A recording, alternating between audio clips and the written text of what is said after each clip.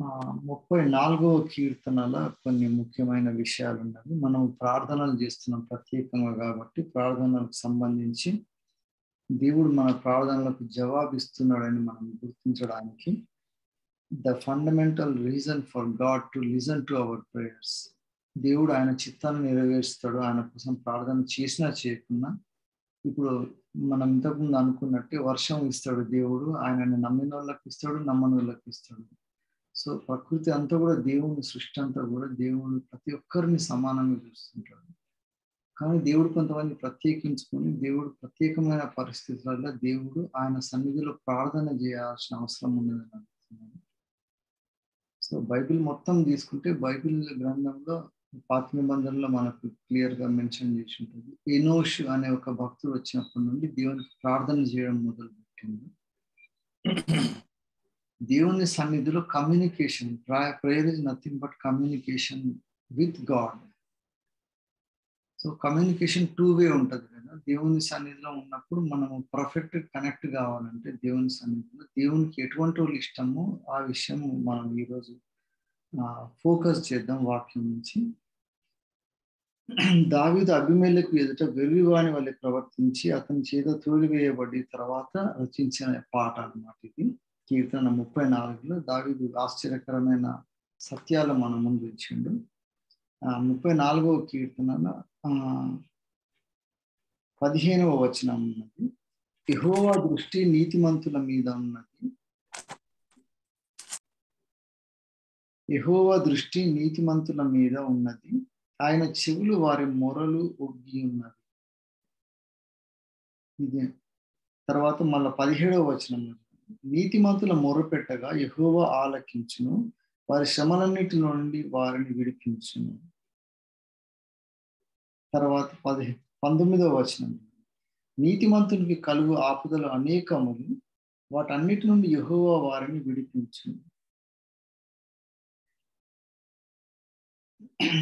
కాబట్టి ఇక్కడ దేవుడు ఎటువంటి వాళ్ళ ప్రార్థన వింటాడంటే నీతిమంతుల ప్రార్థన వింటాడని దేవుడు చెప్తున్నాడు. నీతిమంతులు ఎవరు అనేది ఎట్లా డిఫైన్ చేయడానికి ఒక 2 ముఖ్యమైన గుర్తు ఒకటి మనం బైబిల్లో చూద్దాము. దానివల్ల మనకు ఈరోజు దేవుడు క్లియర్గా కమ్యూనికేట్ చేస్తుంటాడు. మనం అందరం నీతిమంతులం అని అనుకుంటాము, ప్రతి ఒక్కరు అనుకుంటారు. జస్టిఫికేషన్ అంటారు కదా. సో మనం మానవుల సైకాలజీ ఎట్లుంటుందంటే మనం ఆలోచించిన విధానం కరెక్ట్ అనేటట్టు ఆలోచించే పరిస్థితి మనం డెవలప్ చేసుకుంటాం. ఒకడు భయంకరంగా ఇప్పుడు వ్యభిచారం చేసి ఒక స్త్రీ కూడా ఏమనుకుంటుంది, సమాజంలో ఆమె వ్యభిచారం చేయాల్సిన పరిస్థితి వస్తుందని రకరకాల ఆలోచనలతోటి she will want to satisfy her mind that what she is doing is okay, ఈ పరిస్థితులు ఇట్లా చేయకపోతే కుదరదు కదా అని జస్టిఫై చేసుకునే argument line of thinking start చేస్తుంది. అట్నే ఒకడు మర్డర్ చేసేటోడు, రేప్ చేసేటోడు కానీ ప్రతి ఒక్కరు కూడా మనం ఇంక్లూడింగ్ ఎవ్రీబడి మన ఆలోచన విధానం ఏ విధంగా తెచ్చుకుంటామంటే మనం జీవించే జీవితము ఇదే కరెక్ట్ అని ఆలోచించే విధానానికి రెడీ అవుతాం. కాబట్టి అక్రమం చేసేటోడు కూడా ఏం చేస్తాడంటే ఇది అక్రమం కాదు, ఈ లోకంలో బతకాలంటే ఇట్లనే కదా అని అది ఒక తెలివి అనుకుంటాడు. ఈ సైకాలజీ సైతాను మన మీద ప్లే చేస్తుంది అన్నమాట ఎప్పుడైనా కూడా. అందుకనే ఎప్పుడైనా మనం ఆలోచించి ఏదైనా మాట్లాడదాం అన్నప్పుడు ఎంత తప్పు చేస్తుంటాడు కానీ వాడు ఎప్పుడు తప్పే చేస్తుంటాడు, దాన్నే సమర్థిస్తుంటాడు. అది మన కుటుంబాలలో ఉంటుంది, మన సమాజంలో ఉంటుంది, సంఘంలో ఉంటుంది. దేవుడు నీతిమంతులను ఎవరిని తీరుస్తున్నాడు అంటే నీతిమంతులకు ఉండాల్సిన 2 ముఖ్యమైన లక్షణాలు ఈరోజు మనం డిస్కస్ చేసినాక I think will conclude and will enter in prayers. నీతిమంతులకు ఉండాల్సిన ప్రధాన లక్షణం ఏంటంటే ఈ 34వ కీర్తనలో దావీదు చెప్తాడు, 13వ వచనం ఉంటుంది. చెడ్డ మాటలు పలకకుండా నీ నాలుకను, కపటమైన మాటలు పలకకుండా నీ పెదవులను కాచుకొనము, కీడు చేయుట మాని మేలు చేయము, సమాధానం వెతికి దాన్ని వెంటాడుము అని తర్వాత ఉంటుంది అన్నమాట వచనం. యెహోవా దృష్టి నీతిమంతుల మీద ఉన్నది, ఆయన చెవులు వారి మొరను ఒగ్గి ఉన్నది. సో నీతిమంతులకు ఉండాల్సిన ఒక క్వాలిఫికేషన్ ఏంటంటే కపటమైన మాటలు పలకకుండా పెదవులను కాపాడుకుంటారు. చెడ్డ మాటలు పలకడం వేరే, కపటమైన మాటలు పలకడం వేరే. చెడ్డ మాటలు పలికేదేమో కంట్రోల్ పోతుంది అన్నమాట. అవతలకి అర్థమైపోతుంది. చెడ్డ మాటలు మాట్లాడుతుంటే ఈజీగా తెలిసిపోతాయి కదా, కొత్తగానికి అర్థమవుతుంది వీడు దుర్భాష మాట్లాడుతున్నాడు. కపటమైన మాటలు దానికంటే డేంజర్ అన్నమాట. కపటమైన మాటలతోటి మనిషి ఒక సత్యాన్ని అసత్యంగా చూపించగలుగుతాడు, అసత్యాన్ని సత్యంగా చూపించగలుగుతాడు. సో ఇటువంటి కపటమైన మాటలు పలకకుండా కాపాడుకునేటోడే నీతిమంతుడు కావడానికి అవకాశం ఉంది. అటువంటి వాళ్ళనే దేవుడు కోరుతుంటాడు. సో యథార్థ హృదయాలు అని అన్నప్పుడు, యథార్థ హృదయాలు ఎట్లుంటారు అంటే వాళ్ళు అనుకున్నది ఉన్నది ఉన్నట్టు చెప్తారు అన్నమాట, ఉన్నది ఉన్నది మాట్లాడతారు. కపటమైన వాళ్ళు, యథార్థత లేని వాళ్ళు ఏం చేస్తారంటే లోపల ఒకటి ఆలోచిస్తారు, బయటకు ఒకటి చెప్తారు. ఒక్కొక్కరికి ఒక్కొక్కటి చెప్తుంది. ఆఖరికి వీడు ఏమనుకుంటుండో ఎవరికి తెలియకుండా ప్లాన్ చేస్తున్నాను. అటువంటి వాళ్ళు ఇప్పుడు మన సమాజంలో తెలివి గలరు అనుకుంటున్నారు. ఒక పరిస్థితిలో నువ్వు ఏం చెప్పాలనుకుంటున్నావు, అసలు నువ్వు ఏ స్టాండ్ తీసుకుంటావు అంటే వాడి స్టాండ్ ఎవరికి అర్థం కాదు, వాడి సొంత భార్య కూడా అర్థం కానట్టు మాట్లాడుతుంటావు. అంత పాలిష్ చేసి వాళ్ళని కపటాన్ని కాపాడుకుంటారు. కాబట్టి ఈ నీతిమంతులని దేవుడు ఎవరిని అంటాడంటే పర్ఫెక్ట్ గా కపటం లేకుండా మాట్లాడాలి, కీడు చేయటం అని మేలు చేయడానికి ప్రిఫర్ చేయాలి. ఇంకొకటి ఏంటంటే సమాధానంను వెతికి దాన్ని వెంటాడాలి. ఈ క్వాలిటీ అవసరం. వీలైతే కుట్లాట పెట్టుకోవడానికి చూస్తూ ఉంటారు. ఒక్కొక్క పరిస్థితి చూడండి, ద బెటర్ వే ఏదైనా ఉంటే సమాధాన పడదామా అనే ఆలోచన ఉంది. దాని కొరకు ఇష్టపడేటోడు నీతిమంతుడు. ఛాన్స్ దొరికితే కొట్లాట పెట్టుకునేటోళ్ళు నీతిమంతుడికి కావడానికి క్వాలిఫికేషన్ తక్కువ అవుతా ఉంటుంది. ఇదంతా దావీదు ఎప్పుడు రాస్తుందంటే ఆయన అబీమెలెకు ముందర దావీదుని గుర్తుపట్టి దావీదుని పనిష్ చేస్తాడని దావీదు ఫేక్ చేస్తుంటాడు అన్నమాట. వెర్రివాన్ లాగా యాక్ట్ చేస్తూ ఉంటాడు, చేసుకుంటా ఆ రాజుని ఉగ్రతను తప్పించుకొని పోతాడు. ఆ టైంలో రాసిన సత్యాలు అన్నమాట. నీతివంతులకు ఇంకొక క్వాలిటీ ఏముంటుందంటే దావీదు రాస్తాడు 32వ కీర్తనలు ఉంటుంది, ఇది దైవ ధ్యానము. 32వ కీర్తనలో కూడా ఇది డెవలప్ చేసుకుంటే మనం నీతిమంతులుగా ఉండడానికి దేవుడు ఇష్టపడతాడు. ఏముంటంటే తన అతిక్రమములకు పరిహారం నొందినవాడు, తన పాపములకు ప్రాయశ్చిత్తం నొందినవాడు ధన్యుడు అంటున్నాడు. దీంతో స్టార్ట్ చేసినాక ఆత్మలో కపటము లేనివాడు ధన్యుడు. నీతిమంతుడు కావాలంటే కపటం లేకుండా మాట్లాడుతూ ఉండాలని అన్నాడు. అదే అన్నమాట, ఆత్మలో కపటం లేనివాడు ధన్యుడు. ఎందుకు కపటం లేనివాడు ధన్యుడు అవుతాడంటే అక్కడ 5వ వచనం ఉంటుంది 32వ కీర్తనలో, నా దోషములు కప్పుకొనక నీ ఎదుట నా పాపమును ఒప్పుకొంటిని.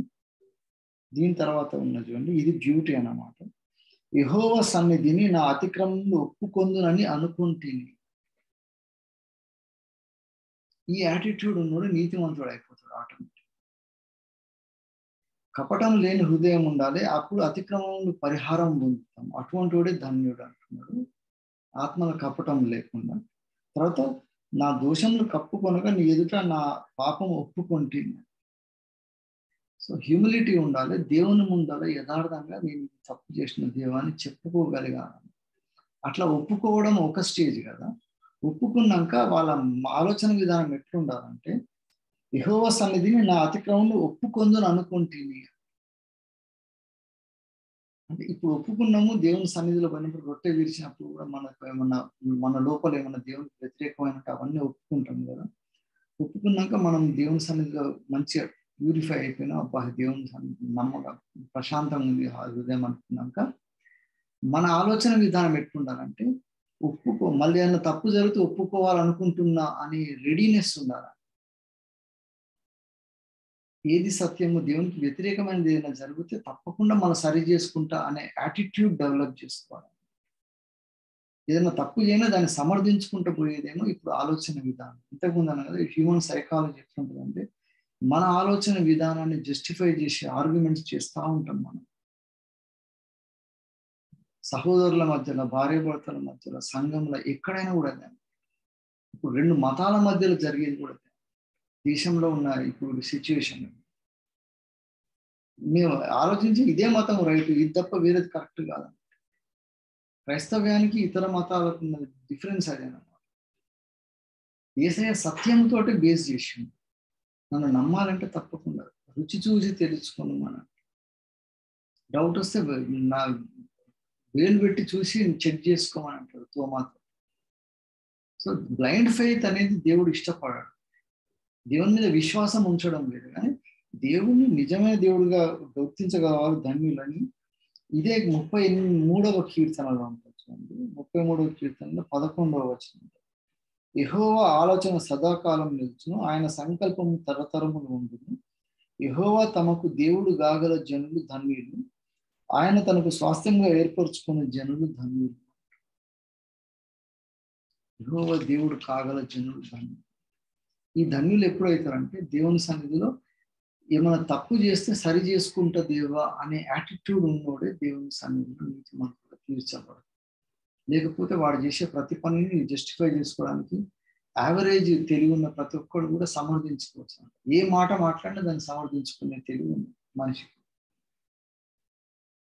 కాబట్టి ఈ యథార్థ హృదయం ఎప్పుడు వస్తుంది అంటే ఈ ఆలోచన విధానం ఉన్నప్పుడు వస్తుంది. అప్పుడు వాడు ఎంత తగ్గింపు ఉంటుంది అంటే యథార్థ హృదయాల గురించి అందుకే అంటారు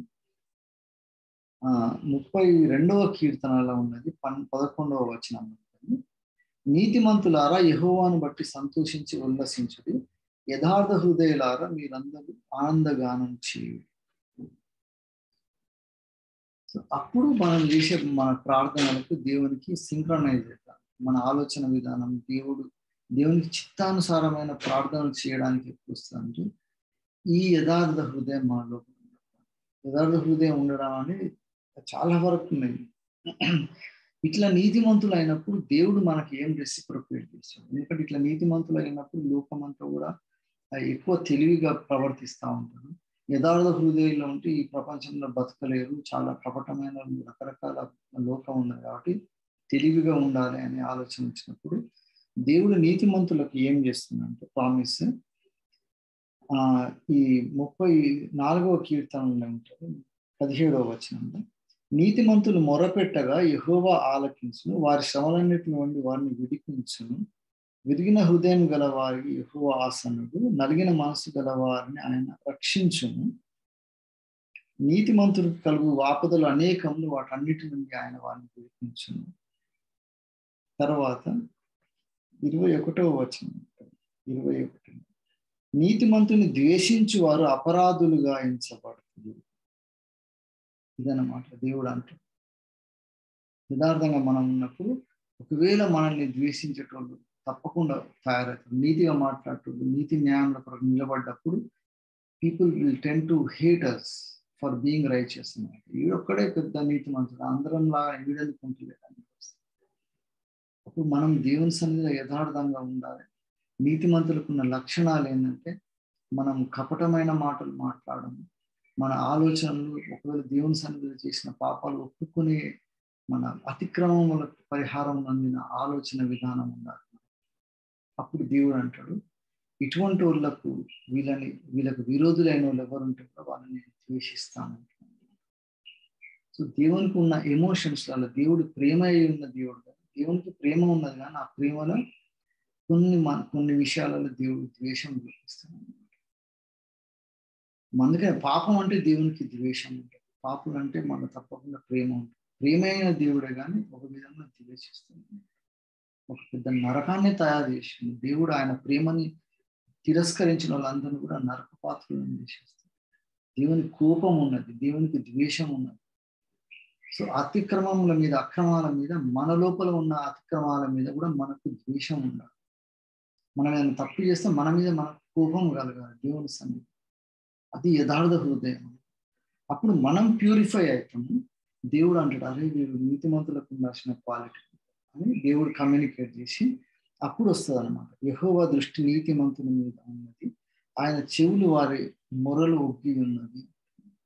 ఇప్పుడు మనం చేసే ప్రతి ప్రార్థన కూడా దానికన్నా ముందర మనం దేవుని సన్నిధిలో కొంతసేపు మనం దేవుని ఘనపరిచి దేవుని వాక్యాన్ని ధ్యానించడానికి. ఎందుకంటే మన లోపల అటువంటి దేవునికి వ్యతిరేకమైన ఉంటే వాటిని సరి చేసుకోవడానికి వాక్య ధ్యానం చేస్తాం. తర్వాత మనం ప్రేయర్స్ చేస్తాం. అప్పుడు ఆయన చెవులు పెట్టి వింటుంటాం. అరే నీతిమంతులా ట్రై చేస్తుండే కదా, వీని యాటిట్యూడ్ అట్లున్నది కదా. సో దావీదుకు యాటిట్యూడ్ అని దావీదు ప్రూవ్ చేసింది, మనకు అందరికీ తెలిసింది కదా. దావీదు చేసిన పాపాన్ని దాచిపెట్టుకోకుండా ఒక రాజు అయి ఉన్నాడు, ఆయనకు అన్ని పవర్స్ ఉన్నాయి, నా ప్రెస్టేజ్ ఏమవుతుంది, అనవసరంగా పబ్లిక్ లో నేను డ్యామేజ్ అవుతుంది అని నా ఇమేజ్ అనుకోలేదు. దావీదు ఒక పాటనే రాసి మొత్తం ఇశ్రాయేలీయులకు రిలీజ్ చేసింది, పాడుతూనే ఉన్నాడు. ఇప్పటిదాకా మనం గుర్తు చేసుకుంటాం, ఆ విషయంలో నేను తప్పు చేసిన, నీకు ఎదుట నీ దృష్టికి నేను తప్పు చేసిన దేవా అని దేవుని సన్నిధిలో సరి చేసుకుంటాం. ఆ యథార్థ హృదయం ఉండాలి. మన when we're against God we have to confess and we have to set it right. ఈ ఆలోచన విధానం లేనప్పుడు ఏమవుతుందంటే సైతాను దేవునికి వ్యతిరేకంగా మనం ఇస్తాం. ఇప్పుడు మన కాన్ఫరెన్స్ కాంటెక్స్ట్ లో మాట్లాడితే ఎంతో మంది దేవుని సేవకుల నుంచి మొదలు పెడితే అక్రమాలు చేసుకుంటే, దేవునికి వ్యతిరేకమైన దేవుని ఆస్తులు పోతుంటే, దేవుని సంఘం చెడిపోతుంటే వీళ్ళు రాంగ్ సైడ్ సపోర్ట్ చేసుకుంటూ ఉన్నారు. వీళ్ళు సరి చేసుకోవడానికి పబ్లిక్ లో రావట్లేదు. అంటే నేను ఆ విషయంలో నేను తప్పు చేసిన, నేను రాంగ్ సైడ్ తీసుకున్నా, ఇప్పుడు నేను కరెక్ట్ మాట్లాడతా, నేను దేవుని పక్షాన ఒక పని చేయడానికి ముందుకు వస్తా అని రారు. ఇంకా న్యూట్రల్ గానే మాట్లాడుకుంటాను, ఇంకా సబ్మిట్ కారా. అరే అప్పుడు అగ్రిమెంట్ లో మేము సైన్ చేసినాం కదా, తప్పు చేసినామని పబ్లిక్ లో చెప్పాలి. మన కాన్ఫరెన్స్ లో అతిక్రమంలో దాచిపెట్టుకోవడం వల్లనే ఇంత కూలిపోయిన పరిస్థితి వచ్చింది. సో తప్పకుండా we have to confess before God and before the people. మళ్ళీ ఏమన్నా రహస్యంగా పోయి ఎవరో ఒకరిద్దరికి సారి చెప్పేసి అయిపోయిందంటే కుదరదు. అందుకని బహిరంగంగా ఎఫెక్ట్ అయ్యే పని చేసినప్పుడు బహిరంగంగానే చెప్పాల్సి వస్తుంది. రహస్యంగా దేవుడు చేసినప్పుడు రహస్యంగా దేవుని సన్నిధి పెట్టుకోవాలి. అందుకని ఆ మోడల్ మనకు దావీదు దగ్గర ఎంత క్లియర్గా మనం.